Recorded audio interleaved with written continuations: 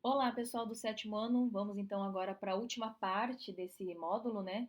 Que vai focar um pouquinho mais agora da questão dos poluentes atmosféricos relacionado a doenças e à saúde, né?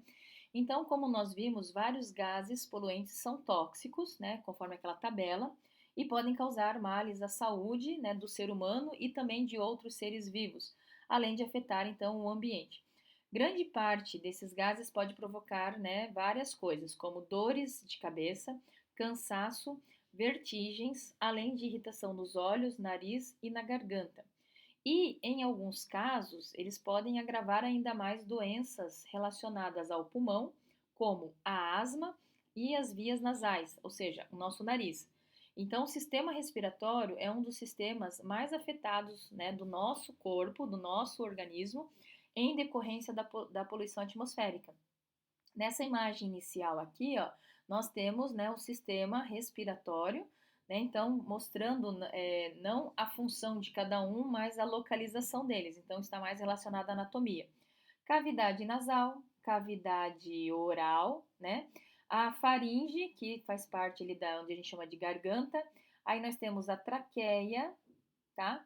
Nós temos os brônquios, que é essa ramificação, e aí dentro do pulmão nós vamos ter os bronquíolos. Então eu tenho pulmão direito, pulmão esquerdo, né? Detalhe da traqueia em estruturas ampliando, nós vamos ter aqui células epiteliais com a presença de cílios e glândulas produtoras de muco que ajudam a segurar partículas de impureza, né? E aqui o detalhe, né, dos bronquíolos, e lá na pontinha dos bronquíolos a gente vai ter os alvéolos pulmonares, que são pequenas bolsinhas onde ocorre a troca gasosa. O oxigênio que a gente respira vai para o sangue e do sangue a gente tira o gás carbônico que a gente libera de novo, né? Então é isso que acontece, tá? Essa imagem inicial mostra aí a localização dessas estruturas. E aí vamos falar de asma, bronquite crônica, enfisema pulmonar e rinite alérgica. Então, olha lá na imagem, para o tratamento de crises de asma, os médicos costumam indicar o uso das chamadas bombinhas, que têm medicamentos que promovem então a dilatação dos brônquios do pulmão, melhorando a passagem do ar, né? Então vamos lá para a primeira, que é a asma, né? Também conhecida como asma brônquica, tá? Ou bronquite asmática. É tudo a mesma coisa e ela se caracteriza por uma inflamação, né, lá na região dos brônquios, lá dentro na divisão ali na entrada do pulmão, que se estreitam devido à presença de muco e acabam então impedindo a passagem do ar. Então isso vai provocar o quê? O que que causa uma pessoa que tem asma, né? Um chiado no peito, tosse, né, sensação de aperto no peito, fadiga, que é a mesma coisa que cansaço, dificuldade para respirar. Então, tudo isso está relacionado aí à asma. Já a bronquite crônica ocorre aí com a produção excessiva de muco, né, pelos brônquios, sempre acompanhada de muita tosse, né? E os poluentes provocam a produção de muco espesso pelas glândulas mucosas. Então, quanto mais impureza a gente está inalando aqui para dentro do nosso corpo, mais a gente vai estar produzindo muco. E essa quantidade de muco que estaria nos protegendo vai acabar nos prejudicando. Este muco, né, estreita as vias respiratórias e dificulta então a atividade dos cílios, né, das células que deveriam expulsar essas partículas, agravando então ainda mais os problemas, tá? O que que a gente tem que levar em consideração? Que além da tosse, ocorre a falta de ar e o chiado no peito, tá? Então é uma característica aí da bronquite crônica. Já o enfisema pulmonar já tem uma outra característica, porque é a destruição das paredes dos alvéolos pulmonares, que são minúsculos espaços dentro dos pulmões onde ocorrem então as trocas gasosas. Esses espaços então tornam-se então maiores, né? Em vez de eles serem pequenininhos, eles vão aumentando, fazendo com que parte do ar não saia durante a respiração, permanecendo nos pulmões e diminuindo as trocas gasosas. Então, com o passar do tempo, esse problema pode levar ao desenvolvimento de câncer de pulmão. Então, essa estrutura que tem que ser pequenininha, ela é dos que são os alvéolos, ela vai ficando maior, né? Os sintomas, aí é outra coisa. Aí tá, então isso aqui é enfisema pulmonar e pode gerar câncer, tá? Já a rinite alérgica é uma inflamação lá nos tecidos que vão revestir a mucosa do nariz. Então, rinite alérgica é no nariz, né? Logo no início do sistema respiratório. Os sintomas são semelhantes ao de um resfriado, né? Ou seja, você vai ter espirros, o nariz vai ficar entupido ou vai ficar escorrendo, vai ter coceira nos olhos, no nariz e na boca, tá? Eu lembro que no período lá da pandemia que nós passamos, né?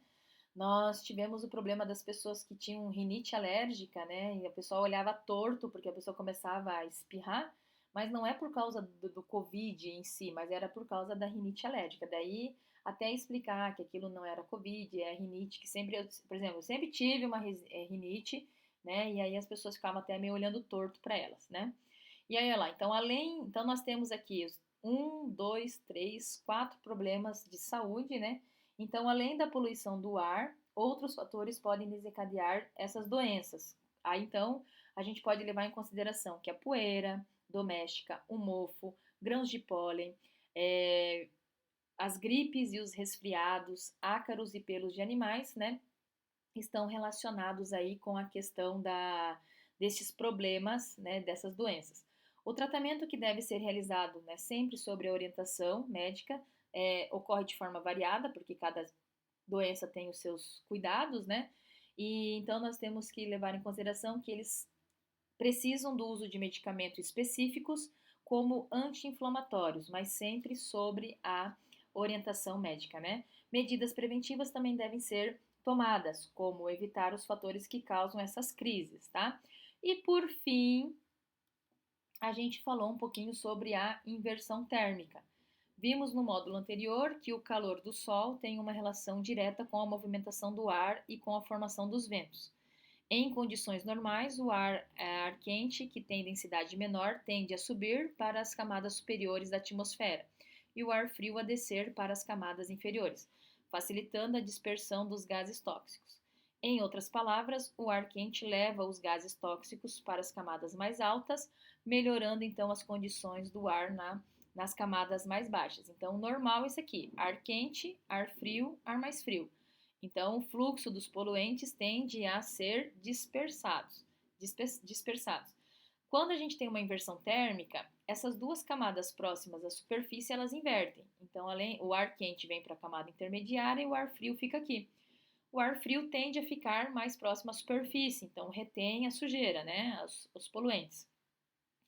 Em certas épocas do ano, em especial no inverno, pode acontecer a camada mais fria, por ser mais densa, ficar estacionada próxima à superfície, invertendo o processo. Este fenômeno é chamado de inversão térmica, né?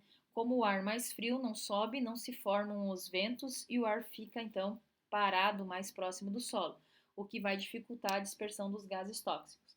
Nessas ocasiões, muitas vezes ouvimos em telejornais ou lemos nos jornais que houve o aumento da emissão de gases tóxicos.